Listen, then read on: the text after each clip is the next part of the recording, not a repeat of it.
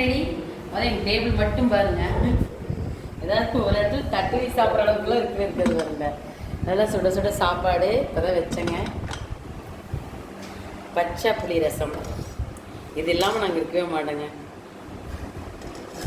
இந்த கருகாப்பத்தில் பச்சை சாப்பிட்றக்கே டேஸ்ட்டாக இருக்குதுங்க. பச்சை கொத்தமல்லி தழை, பச்சை வெங்காயம், பச்சை மிளகாய், தோசை, ஃப்ரெஷ்ஷாக தயிர், சிக்கன் பிரியாணிங்க சுட சுட. குக்கர் வேணுங்கிறக்காக இதில் அள்ளி வச்சாச்சு. குக்கரில் செஞ்சோம். தம்பி 2 பேருக்கு குழம்பு வச்சது. மதியம் வச்சதே இருக்குது பாருங்க, எவ்வளோ சாப்பாடு வச்சோம். லாஸ்ட்டாக இந்த ரசம், காலையில் வச்ச ரசம், கொஞ்சம் மட்டன் எடுத்து செஞ்சதுங்க. மட்டன் குழம்பு,